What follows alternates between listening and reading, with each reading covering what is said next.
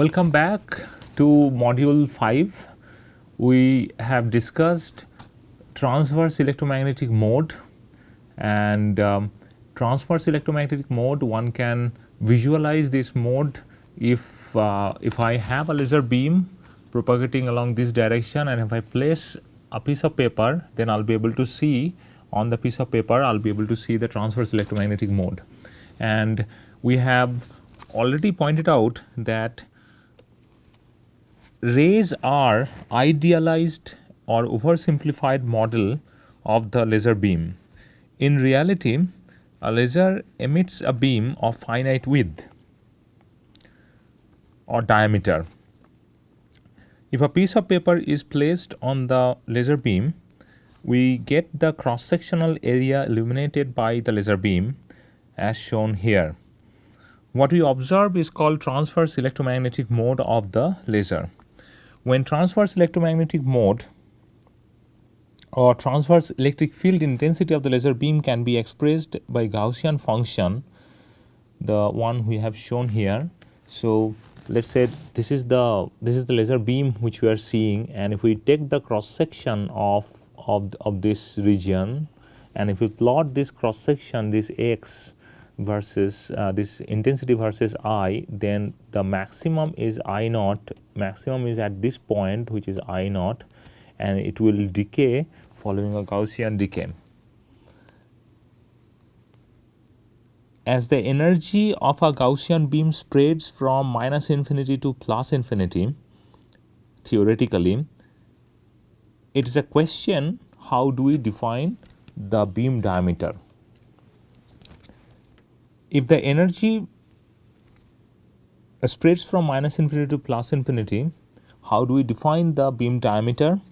In many laser-based experiments, determining fluence, which is nothing but the energy by cross-sectional area, that is, we express joule per centimeter square, millijoule per square centimeter, something like that.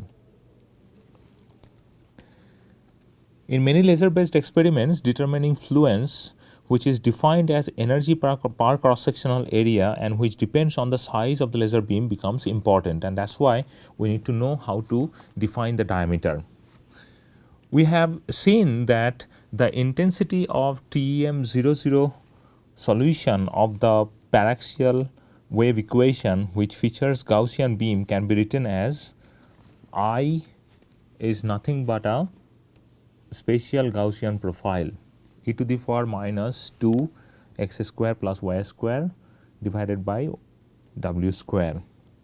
The beam waist, this w naught, we have already seen, this one is the beam waist, which is the narrowest size of the beam. Size of the beam is defined as the radius. It is not the diameter, it is the radius. Gaussian beam spot size is represented by this radius.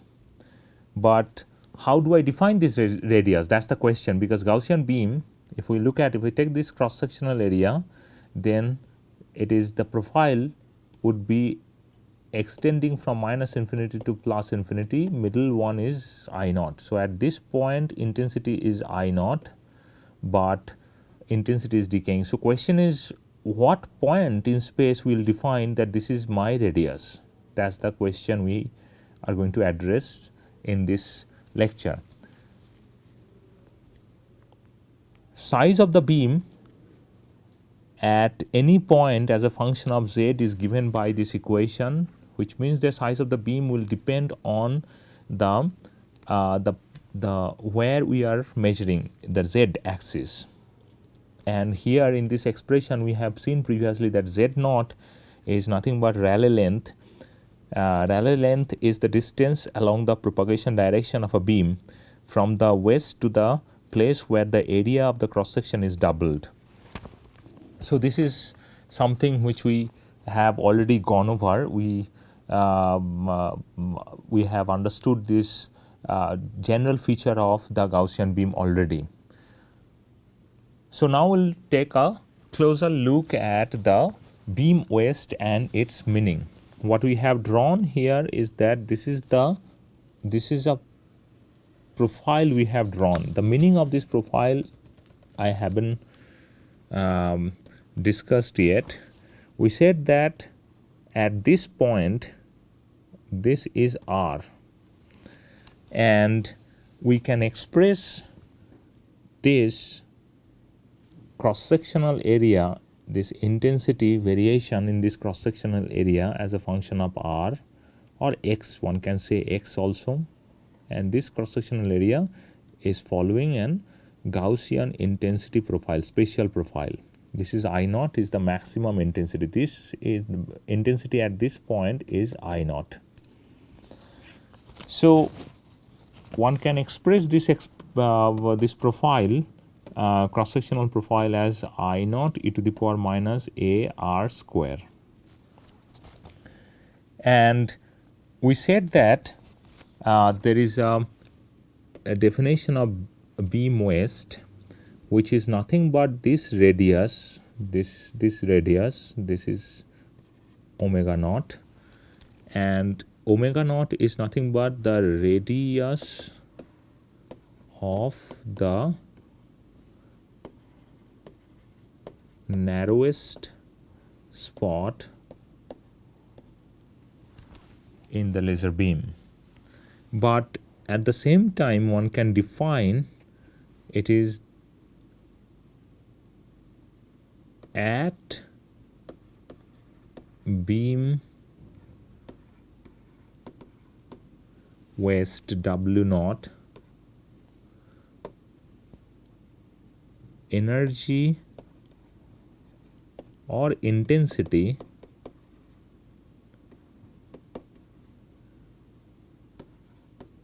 of a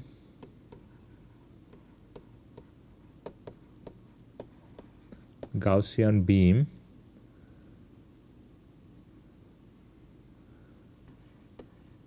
drops to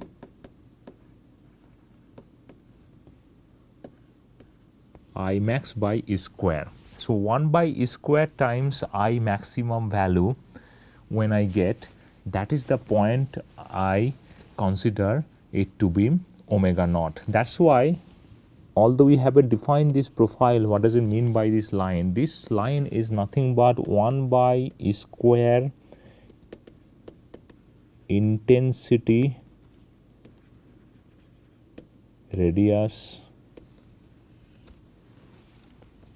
profile. So I can write down that I naught by E square, this happens when I have e to the power minus a omega naught square, r equals omega naught. So I can write down e to the power minus 2 equals e to the power minus a omega naught square. So a equals 2 by omega naught square, and according to this definition I can write down I as I naught e to the power minus 2 r square divided by omega naught square. So this is the intensity profile expressed in terms of omega naught. And what is omega naught? It is the radius of the narrowest spot, which is defined by the point where the intensity drops to the intensity drops to 1 by E square times E I max. So let's say this is the point where intensity is I naught by E square. This point is called omega naught. That's the way we give the definition. And in general, as omega will change, in general we can also write down 2 r square by omega square, where omega is the size of the beam, which will depend on beam waste, narrowest size, multiplied by 1 plus z by z naught square. Z naught is the Rayleigh length.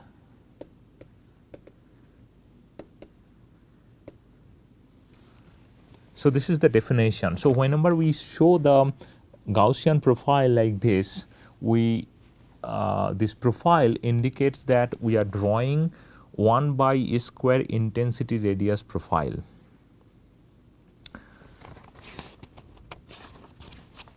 For many laser applications, including ultrafast spectroscopy, measuring beam width becomes important for the laser output characterization, because generally we express the fluence as energy per cross-sectional area, and this cross-sectional area depends on how we are defining the width. Let's say this is my width, and I can express this width as the beam waist W naught. So question is, how do I get the W value at different point of the laser beam? A technique called the knife edge method is widely used for measuring the laser beam width. Its main advantage is the simplicity and possibility to use for wide range of radiation wavelengths and powers. The measurement principle is depicted here. The beam is progressively blocked by a knife edge. We take a knife edge, this is called knife edge.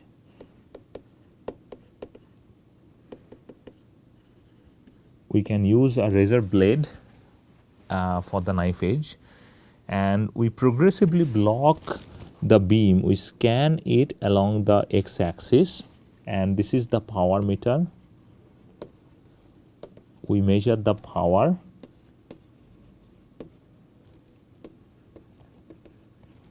as we block the beam by a knife edge, and the transmitted power is measured as a function of position across the beam, as a function of x, as shown here. Therefore, in the position where the beam is not blocked by the knife edge, the maximum power is measured. On the other hand, the measured power is minimum, typically 0, when the blade covers the whole beam. In this experimental setup, the knife edge measurement setup, we use a translational stage. So this knife edge is translated along the x-axis, and we at different position we measure the power which is not blocked. Now this is the way we get the knife edge measurement, and if we measure it, then experimentally what we see a typical profile something like this.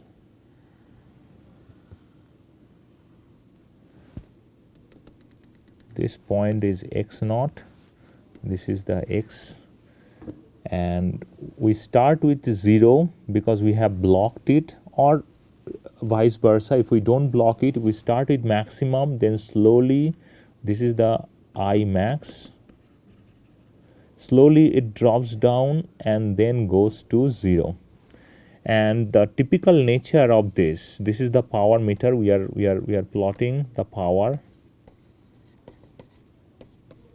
unblocked power of the unblocked beam. So if we plot them, then we get this profile. This profile is equivalent to an error function, and how it is related to error function, that's exactly what we are going to discuss next. We obtain a curve similar to the one depicted in this figure. This kind of curve we obtain in this measurement as a function of x, and this is x naught. And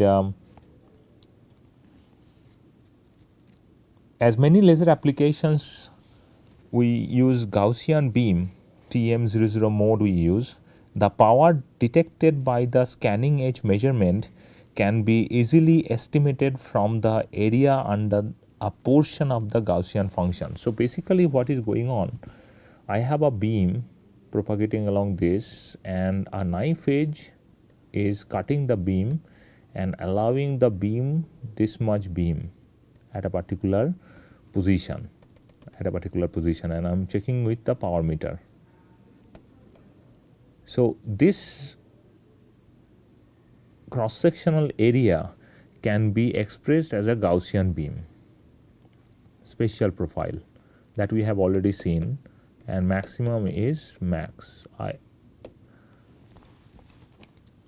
So, when we are blocking the beam, we are, let us say, blocking up to this part, this shadow regime is blocked, and if the shadow regime is blocked, this middle is x naught. If the shadow regime is blocked, then what we are doing, power meter is finding, this is, let us say, x1 position. So, what power meter is doing, V signal is nothing but minus infinity to x1 integration of I naught e to the power minus a x square dx. So, this measurement estimates the area under the portion of the Gaussian beam which is not blocked yet. So, this shadow part is blocked and this part is unblocked, and with the power meter we are trying to find out the total energy, and that is why instead of taking the limit from minus infinity to plus infinity, we are taking limit from minus infinity to the x1 point.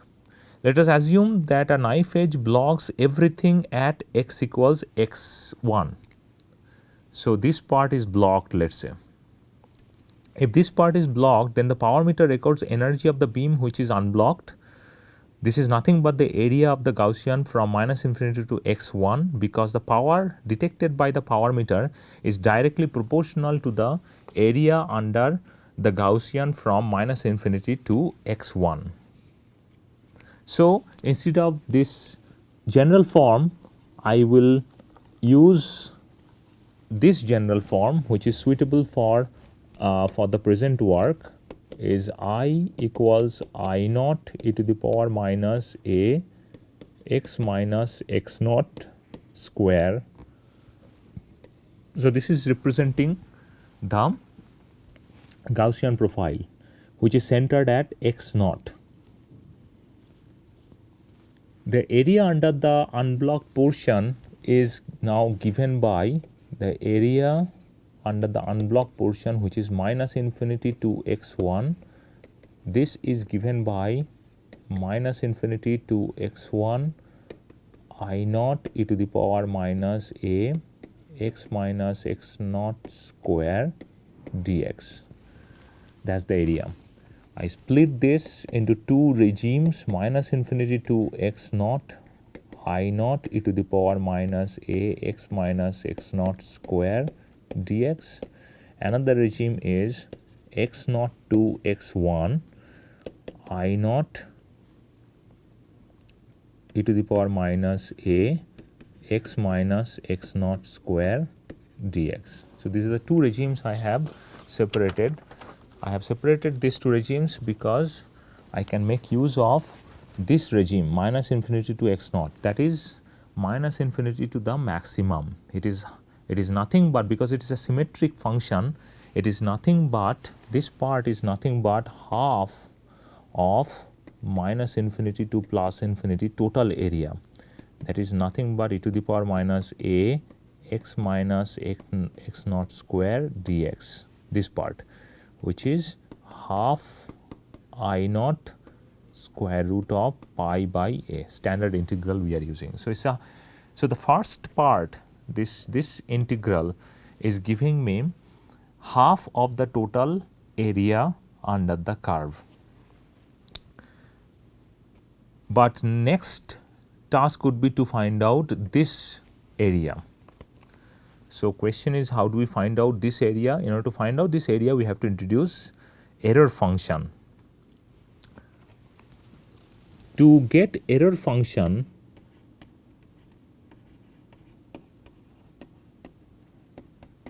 we have to consider normalized Gaussian function, because error function is related to the normalized Gaussian function. So I will first normalize our Gaussian function e to the power minus a x minus x naught square.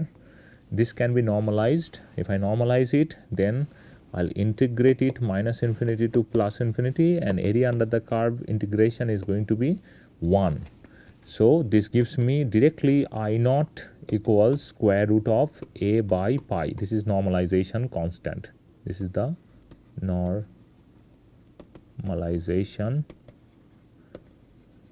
constant. Okay, so a normalized Gaussian function of the form which we have taken can be written as a by pi e to the power minus a x minus x naught whole square. This error function is obtained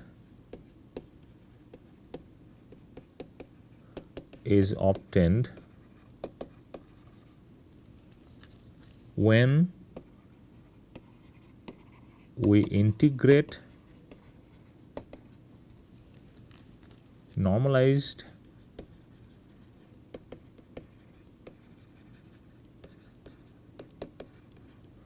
Gaussian function from minus x1 to plus x1.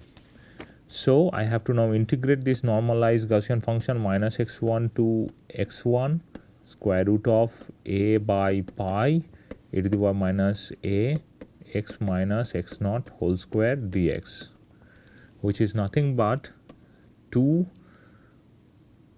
multiplied by 0 to x1, because it's a symmetric function, so twice the half of this function, which is nothing but a x minus x naught whole square dx.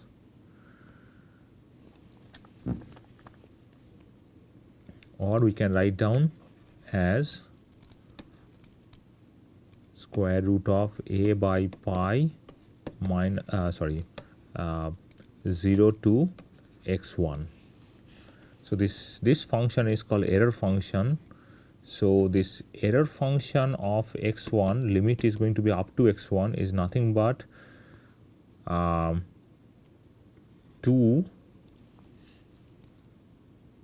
square root of a by pi 0 to x1 e to the power minus a x minus x naught whole square dx. This is error function. And if this is error function, then I can write down this integral 0 to x1 e to the power minus a x minus x naught whole square dx is nothing but half square root of pi by a error function of x1. So I can now, given this fact, and how does it look like, I'll show you how does it look like. So finally we get the area which we are interested in, minus infinity to x1 is nothing but half I naught square root of pi by a plus half I naught square root of pi by a error function of x1, which is nothing but half I naught pi by a 1 plus error function of x1. So I have a Gaussian spatial profile like this, which is centered at x naught, and I am now plotting up as a function of x1. x1 can be anything. So this, if we plot x1, error function should behave like this. So this is x naught. So at this point, how do I get this point? At this point, the value of error function indicates this integration. up to x1. So integration of this. So basically this shaded regime is the blocked beam.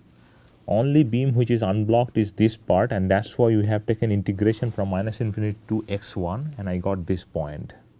I got this point by taking integration from minus infinity to plus infinity, sorry, minus infinity to x naught. So this regime is blocked. On the other hand, I get another point here. How do I get this point?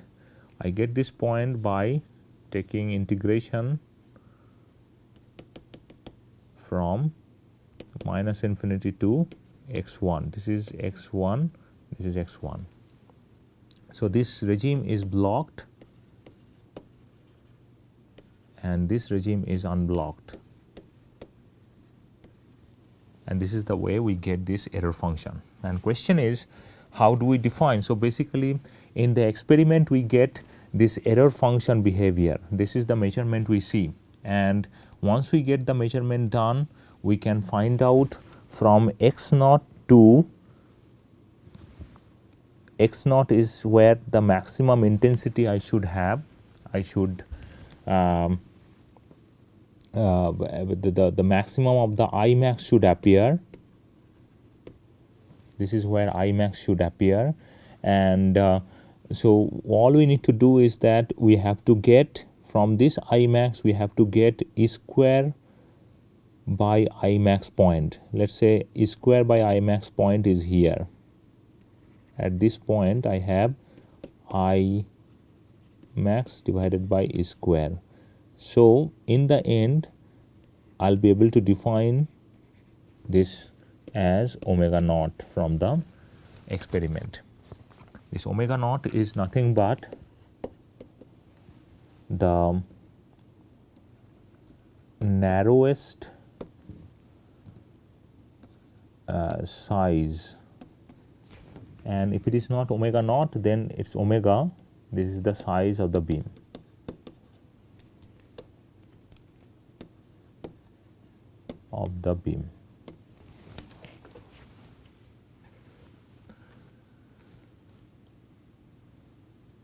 So with this we will take a look at the specification. In module 2 we have looked at different specification of the laser system manufactured by different vendors. We have gone over the meaning of pulse width, repetition rate, average power, pulse energy. Already we are familiar with this features of the laser system, ultrafast laser system. Now based on the present module, we can also understand two additional features of the femtosecond laser beam. This feature suggesting that what kind of mode quality we have, that is TM00 mode, which is frequently used in the laser system. But in addition to that, we are defining beam diameter as 1 by E square. So when we say that beam diameter is 10 mm, it means that it is the 1 by E square intensity radius we are talking about. So basically we have an intensity profile at a particular point, that is the X cross sectional profile, and this is the maximum I naught. We are going to take I naught by E square, and this diameter, this radius, this is the radius and this is the diameter. So we are talking about when you say 10 mm 1 by E square beam diameter, it suggests this. So with this we have come to the end of this module. Here we have discussed little more details of the TM00 mode, how to measure the diameter of an ultrafast laser beam, and how to express it, and we see that error function is the response which we see in the knife edge measurement. We'll meet again for the next module.